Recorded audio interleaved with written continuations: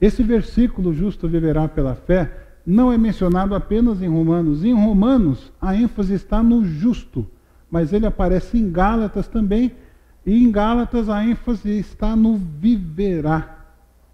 E aparece ainda em Hebreus, e aí em Hebreus o contexto é fé. O meu justo viverá pela fé. E aí vai se seguir o capítulo que diz: sem fé é impossível agradar a Deus. Fé é certeza das coisas que ainda não se enxergam, mas que você sabe que existe, que elas vão acontecer. Isso foi o que queimou no coração de Lutero. Agora veja, Lutero não foi o único reformador. Depois dele houve outros. Nós também não podemos deixar de citar pelo menos Calvino, pelo menos Zwinglio, que foram dois outros reformadores importantes que Deus usou para solidificar a doutrina que a gente chama de doutrina reformada, ou a doutrina protestante. E essa doutrina pode ser resumida em 5 pontos. E é esse o texto que você encontra aí no nosso boletim. A gente falou aí dos 5 solas, né? E não é sola de sapato. Sola é uma expressão em latim que significa somente. Se a sua fé é protestante, você não pode abrir mão de nenhum desses 5 pilares da fé reformada. E nós vamos hoje meditar brevemente sobre esses 5. Porque se você abrir mão de qualquer um deles, você não pode se chamar de reformado, de protestante. Então, nesse sentido, a fé católica difere de alguns pontos da fé protestante. E pior ainda, muitas igrejas ditas evangélicas estão abrindo mão desses 5 pontos. O primeiro deles, sola scriptura, a expressão é em latim, porque o latim era a língua do clero. Então, isso quer dizer somente a escritura. Então, você usava o latim para escrever as suas verdades doutrinárias naqueles tempos. E os trechos que eu transcrevi aqui nos slides se referem à Declaração de Cambridge, onde esses 5 solas foram compilados. O que quer dizer somente a Escritura? Reafirmamos, diz a Declaração de Cambridge, a Escritura inerrante, ou seja, sem erro, como fonte única da revelação divina escrita, única para constranger a consciência.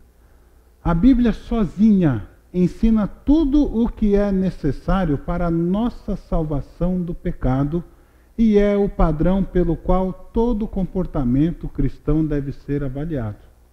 Quer dizer, a Bíblia não tem resposta para todas as questões da sua vida, né? Então, quantos quilos de cimento você precisa para construir um prédio de 12 andares? A Bíblia não vai ter essas respostas, né? Mas a Bíblia tem princípios com relação à situação do homem diante de Deus. Ela sozinha ensina tudo o que é necessário para a salvação pelo pecado. Em outras palavras, a Bíblia é a autoridade máxima e suprema no que diz respeito à palavra de Deus e à regra de fé e prática para os protestantes. Aí temos uma diferença entre protestantismo e o catolicismo, porque a autoridade máxima para o catolicismo é a igreja, não é a Bíblia. E a igreja na pessoa do Papa. Então, o que o Papa diz é mais importante do que a Bíblia diz para o católico. É o ponto de vista deles. Mas o que a Bíblia diz para o reformado, que deveria ser sinônimo de protestante, que deveria ser sinônimo de evangélico, a última palavra é da Bíblia. E se a Bíblia diz que isso é errado e ponto final. Agora, muitos evangélicos também têm aberto mão da autoridade da Bíblia. E têm dado mais autoridade, por exemplo, a sonhos, a visões, a visitação de anjos, a revelações de fulano vai casar com ciclano, a autoridade de apóstolos e de pessoas que se colocam sobre autoridade na vida de outras pessoas, e o que aquela pessoa falar para você, você tem que obedecer e acabou. Muitos evangélicos ainda precisam proclamar sola Escritura como única referência de autoridade para nós. É por isso que eu e você precisamos ler, precisamos devorar a palavra de Deus. Se eu e você não fizermos isso, nós deixamos de conhecer qual é a vontade de Deus para as nossas vidas. Como é que Lutero foi tão incomodado? Foi quando ele leu, quando ele buscou a Deus através da sua palavra. Você quer saber se o caminho que você está trilhando está certo ou está errado? Precisa conhecer o que a palavra diz para você. Caso eu compro uma bicicleta, não sei quais são os princípios bíblicos por trás desse teu grande dilema, né? Não tem nenhum versículo que diz, ou caso eu compro uma bicicleta, não está nem em Ticolicenses, não tem em lugar nenhum na Bíblia isso, tá bom? Então, sola Escritura é o primeiro pilar da fé reformada. Segundo pilar, sola fide, quer dizer, somente a fé. Agora, veja, apesar de estar o Lutero aí com esse pergaminho, não foi isso que ele afixou. Tá? Ele afixou as 95 teses. Eu estou só juntando as duas coisas. Tá? Essa consolidação veio depois. Reafirmamos que a justificação é somente pela graça, somente por intermédio da fé, somente por causa de Cristo. Na justificação, a retidão de Cristo nos é imputada como único meio possível de satisfazer a perfeita justiça de Deus. Ou seja, justificação é ser considerado justo diante de Deus. Como é que eu me torno justo diante de Deus? Como é que Deus olha para mim e olha para mim vendo uma pessoa justa sem pecado? Somente pela fé, somente pela graça, somente através de Cristo. Ou seja, quando Deus coloca os óculos Jesus Cristo e olha para mim, ele não enxerga nenhum pecado, porque os meus pecados foram pagos naquela cruz. Eu fui lavado do meu pecado. Não há nenhum mérito em mim.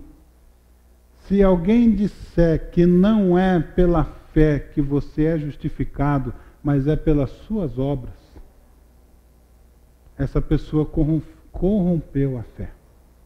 Se essa pessoa disser que você tem que vir fazer a corrente na igreja de libertação durante 8 quartas-feiras, e aí Deus vai te libertar, Deus vai te tornar uma pessoa justa, isso está errado.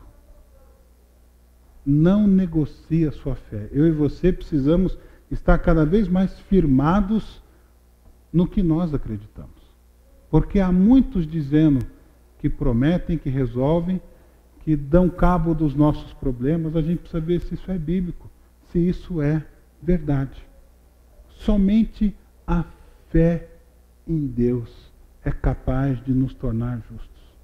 Não é performance. Terceiro pilar, solos Christus, somente Cristo. Reafirmamos que a nossa salvação é realizada unicamente, não há outra maneira, não há outra pessoa, pela obra mediatória do Cristo histórico. Sua vida sem pecado e a sua expiação com X, por si só, são suficientes para a nossa justificação e reconciliação com o Pai. Não há nenhum outro nome que exista nos céus, na terra ou debaixo da terra, pelo qual importa que os homens sejam salvos. Jesus Cristo é o único caminho para Deus. Nesse sentido, nós diferimos também dos católicos. Porque os católicos entendem que para se chegar a Cristo, precisa ir através de Maria. Você encontra com frequência um adesivo assim, tudo sem Jesus ou tudo sem Cristo e nada sem Maria. Ocorre que a Bíblia, nem de longe, dá essa importância para Maria. O que nós protestantes temos por Maria é uma admiração, uma mulher de fé. A Bíblia diz que ela seria chamada de bem-aventurada e, de fato, mulher abençoada, mãe do Filho de Deus, sem dúvida alguma. Mas ela não é intermediária. A Bíblia jamais fala nada parecido com isso. Nem ela, nem Pedro, nem Papa, nem Madre Teresa, nem nenhum pastor, nem nenhum apóstolo, nem ninguém pode se colocar no papel de Deus. Então, como eu disse, eu não estou falando aqui hoje de igreja católica. A minha preocupação é muito maior com a igreja dita evangélica. Porque os programas de televisão e de rádio proliferam com pessoas que se dizem messias, pessoas que dizem que têm autoridade, que são apóstolos. E nós entendemos que apóstolos mesmo são aqueles chamados por Jesus Cristo, são na Bíblia, são 12. Apocalipse diz que vai ter o nome dos 12 apóstolos na cidade de Jerusalém, nas colunas. Esse negócio de apóstolo, gente, tanto que há um livro chamado Apostolado ou Apostolice, né, questionando de fato se o título de apóstolo é legítimo nos dias de hoje. Um dos pilares, então, o terceiro pilar é somente Cristo.